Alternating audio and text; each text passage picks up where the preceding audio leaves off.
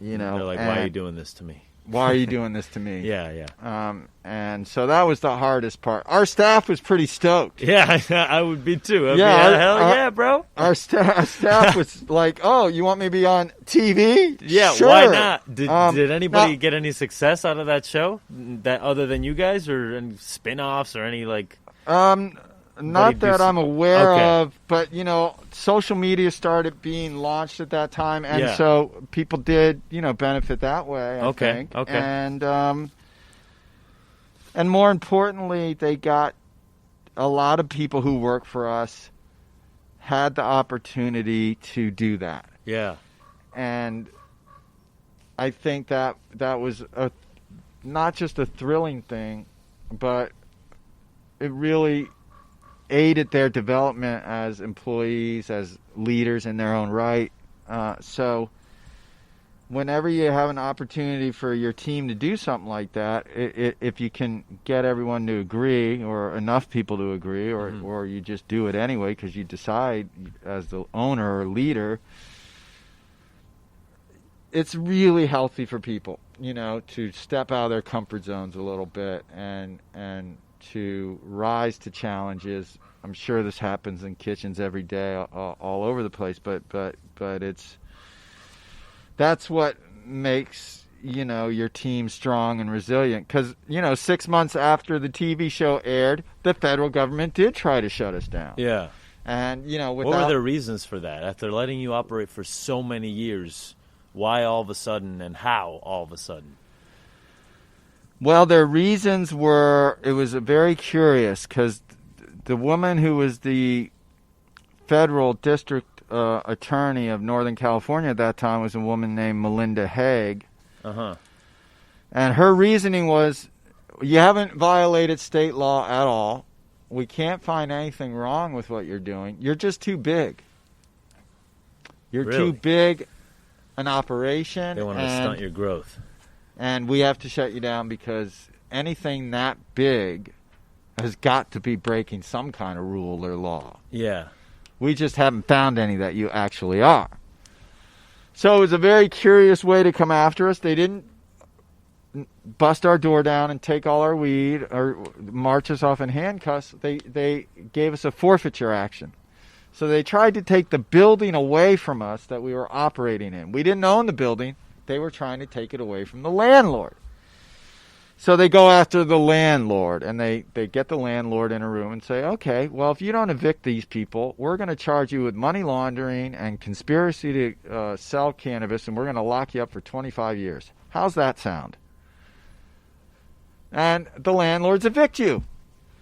So we got evicted by the landlord, and then we went to tenant court here in California, and we were a little bit smarter than the feds, our attorneys and my brother and the rest of the team. We wrote the lease in such a way that it said in the lease that we were violating federal law. Yeah.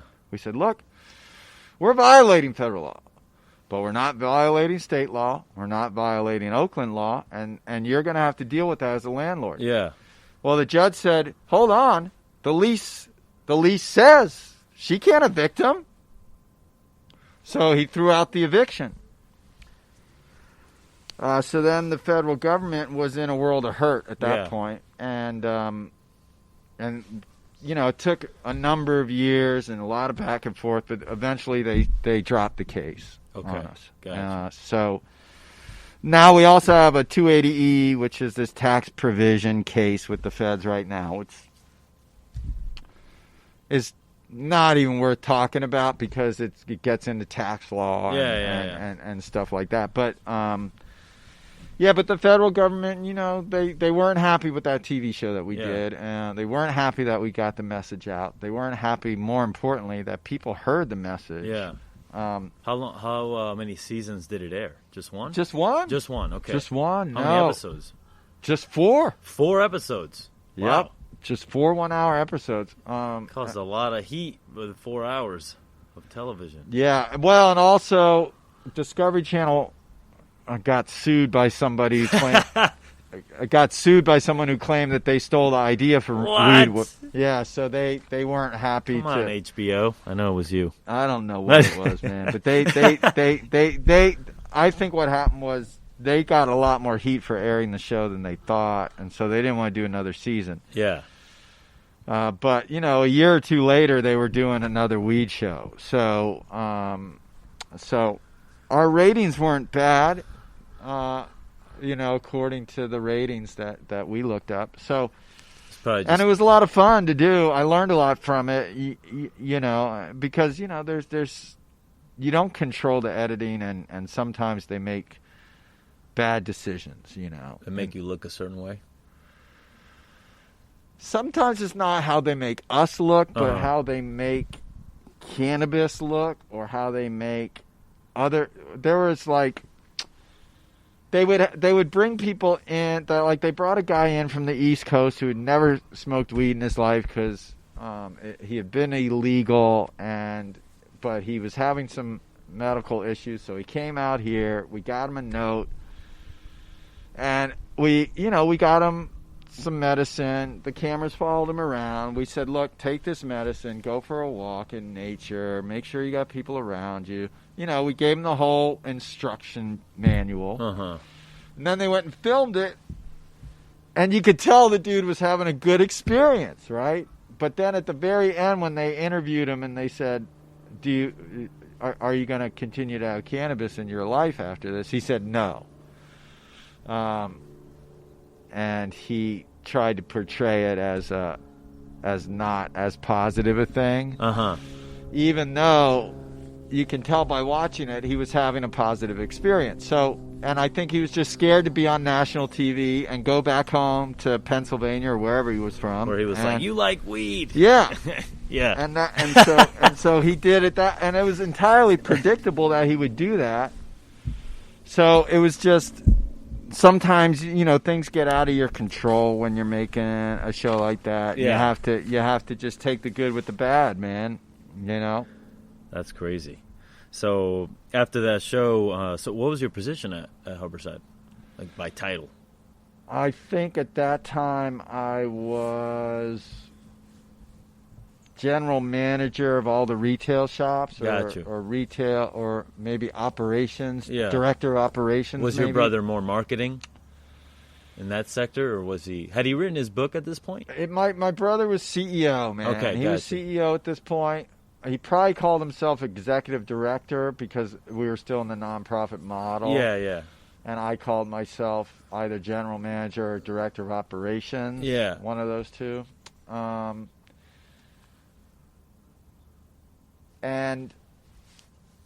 But he did a lot of the public facing. He was the public face of the company, and he started a few other. We didn't have there was no laboratory testing labs. We could take the weed, so we had to start our own lab. Steve worked on that while I was running the shop.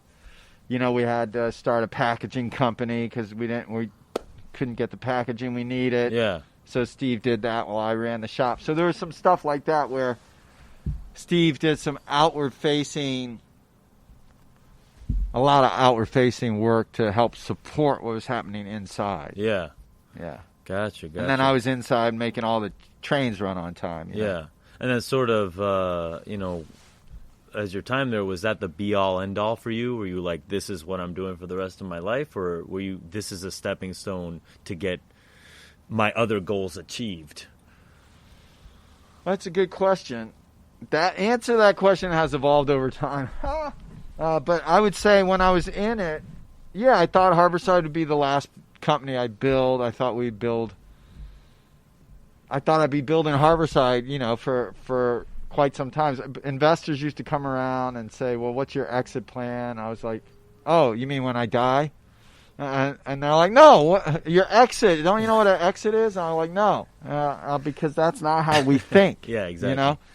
Now that I've managed an exit, I learned a lot more about them, and I understand them a lot better now. And so I'm actually excited to work on a whole bunch of new things. There was a time where I didn't think I was going to do anything but Harborside, but now that I'm not with Harborside any longer, and I'm working on building many different things in the industry right now, I'm actually having more fun because I don't have to own and operate every single thing I'm doing. Yeah. It's just a lot of pressure. Yeah, We had 200. At one point I had, I don't know, almost 300 people reporting to me, or reporting to people that reported to me. Yeah. So at one point I had, I think, 10 direct reports. No one should have more than 3 or 4. So it was crazy how all encompassing and obsessive, running that business was. To this day, it's a very demanding business, not unlike restaurants. It's go every day, all day, and that's just the life. Yeah. And now, is your brother still at Harborside? His last day was just a few days ago. So what happened there? Why are you both out? Why, was it I don't want to say amicable, I guess, your choice? Well, at a certain point, the founders, we had partners, we had other family members, we had a community we had to consider. Yeah. And Harborside had, these federal legal cases that cost us, I don't know, at least, tens of millions of dollars. And the only way we could keep growing the business was to bring in investors. For a long time, we didn't have any investors. We just grew the business organically. Yeah. Which we prefer, because when things go wrong with investors, you bring in money and the money doesn't do what you say it's going to do. Yeah. Things get tricky. So we bought a farm.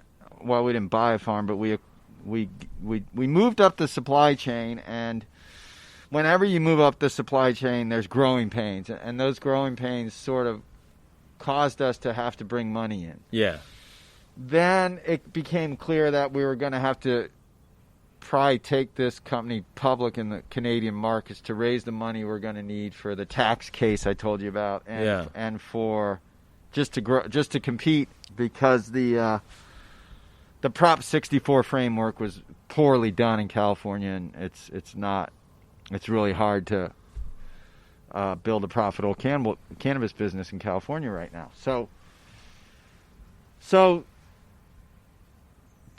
all of that is a lot more of a complex company. It's no longer a small family business or even a big family business. It's now a complex company with lots of stakeholders, and the original founders and family members it came to a point where it was a good decision for us to exit. So when the company went public, some of us exited then, some of us exited a year ago. I exited a year ago, and now my brother is sort of the last one to exit now. And then who will own it? Just the investors? The investors and the shareholders. Gotcha. And there's a board of directors that is... And do you feel that it's left in the right hands? Do you feel like they're pushing the message forward, or do you feel like it's become sort of a business more so than a positive community place? It is not an activist organization. It is not an ESG organization. Yeah. Like it was when Steve and I owned and operated it. Yeah. It is too early to tell just how transactional Harborside might become. Yeah. I certainly hope it doesn't become a brutally transactional business. Mm-hmm. I hope the brand and the name Harborside will be around for a long time. And I wish the team especially the best. They still have a lot of talented people, and that we mentored, and so it's part of being an entrepreneur and a business person. Is change is constant, and your opportunities shift, and the industry you're in changes and shifts. Yeah. And with cannabis, it's especially true. It's also true with restaurants, right? Things move so fast and shift so quickly, and you have to be nimble, and you have to